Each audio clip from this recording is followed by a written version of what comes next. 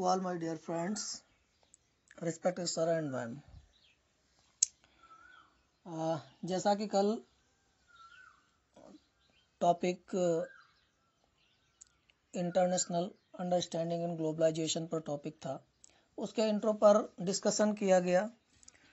मे भी आप लोग अच्छे से उसे समझ गए होंगे, और अगर नहीं समझ पा रहे हैं तो निश्चित रूप से आपने वीडियो को ईमानदारी से नहीं देखा है।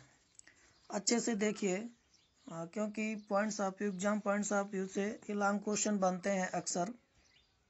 पूरा ध्यान दें। अब इंटरनेशनलाइजेशन, अंतरराष्ट्रीयता, अवबोध मतलब अंडरस्टैंडिंग, जिसे समझना किस प्रकार से इसे समझना है। फॉर द एग्जाम्पल, आप ये मान लीजिए, अगर हम केवल अपने विषय में ही सोचते हैं, केवल अपने विषय में सोचते हैं, अपने विषय में सोचते हैं, तब तक ये इंटरनेशनलाइजेशन नहीं है। जब हम आपके विषय में सोचें, आपकी चीजों को समझने का प्रयास करें, आपको समझें और आपके कल्चर के प्रति सद्भाव रखें, उदार रहें, आपकी प्रगति की विचारधारा के साथ हम आपका कोऑपरेशन करें, एक ह्यूमैनिटी को डेवलप करें, बस यहाँ से इंटरनेशनलाइजेशन स्टार्ट होता है। बहुत लो लेवल पे समझने का प्रयास करें। अगर स्वयं में ही हम अपनी चीजों में ही व्यस्त हैं, अपने अलावा हम दूसरे की तरफ ध्यान नहीं देते, दूसरे को समझने का प्रयास नहीं करते हैं, तो वहाँ इंटरनेशनलाइजेशन का कॉन्सेप्ट आपके अंदर डेवलप ही नहीं हो रहा। यही चीज घर में, घर से निकलो पड़ोस में, पड़ोस से निकलो गांव में, गांव से निकलो शहरों में, शहरों से निकलो स्टेट में, स्टेट से निकलो राष्ट्र में। जब राष्ट्र से ऊपर निकल करके हम जाते हैं, तब वो एक प्रकार से वर्ल्ड सिस्टम आता है, विश्व का कॉन्सेप्ट आता है। जब एक राष्ट्र दूसरे राष्ट्र को समझना शुरू कर देता है। एक राष्ट्र केवल अपनी ही प्रगति की विचारधारा में लगा रहता है, और दूसरे राष्ट्र के प्रति अगर उसके अंदर अंडरस्टैंडिंग नहीं डेवलप हो रही है, तो ये इंटरनेशनलाइजेशन से दूर हो रही चीजें। अच्छा, चलिए हम अब आगे चलते हैं। बात करना चाहते हैं need of international understanding and globalization. इसकी आवश्यकता क्यों है, क्या आवश्यकता है? क्योंकि आज आवश्यकता है, ग्लोबल का कॉन्सेप्ट जो आया हुआ है, ये बहुत ही रिसेंटली आया है, जो कि संपूर्ण दुनिया आज आप लोगों के मुट्ठी में है, उसे समझ पा रहे हैं, देख रहे होंगे। तो सबसे पहले हम बात करते हैं कि इसकी आवश्यकता क्यों पड़ी। सबसे पहले, to ensure world peace, to ensure world peace, विश्व शांति को बढ़ाने के लिए, विश्व शांति को बढ़ाना।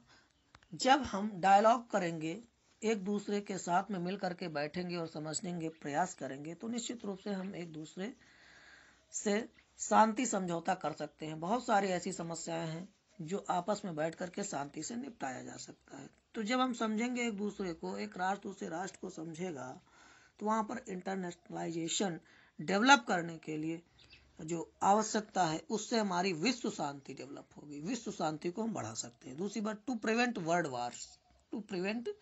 वार। अब आप एग्जांपल ले सकते हैं, वर्ल्ड वार, विश्व युद्ध, विश्व युद्धों को रोकना। जो विश्व युद्ध हो चुके हैं, आप देख रहे हैं उसके कितने घातक परिणाम हुए। दोनों विश्व युद्ध किस तरह से हमारे सामने आए हुए हैं और क्या दे करके गए हैं। और तीसरे विश्व युद्ध की तरफ जब हम लोग बढ़ने का प्रयास कर रहे हैं, तो जैसे ही ये विश्व युद्ध की संकल्पना समाप्त होती है, तो ये संयुक्त राष्ट्र संघ जैसी एक संस्था, यूएनओ की स्थापना होती है, जो विश्व शांति या विश्व समझौता, या पूरी तरह से देखा जाए कई राष्ट्र आपस में मिल करके समझौतावादी दृष्टिकोण के आधार पर एक दूसरे के प्रति सद्भाव रखते हैं और शांति समझौतों को लेकर के सामने आते हैं, तो जिससे विश्व युद्ध को रोका जा सकता है।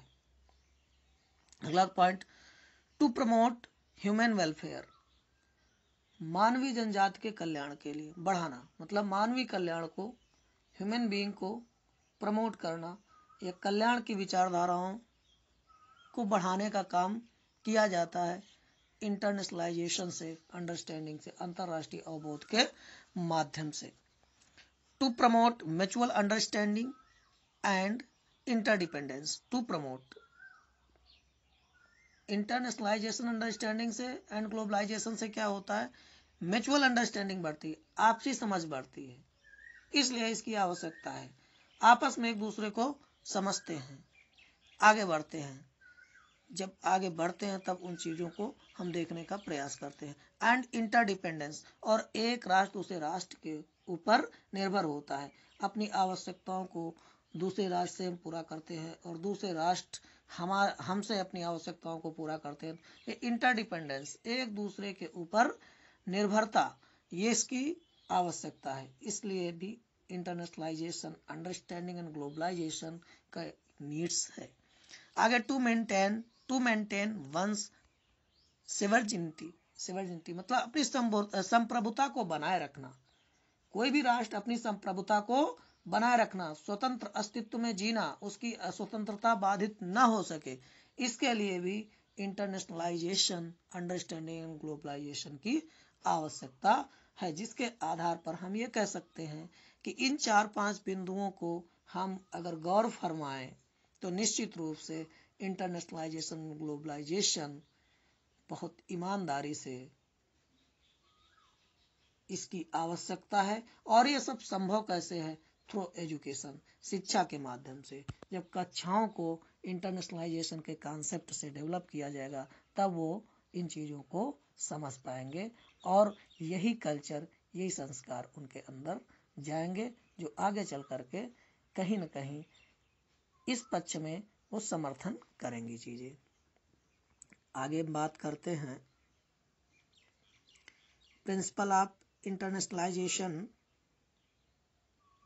अंडरस्टैंडिंग।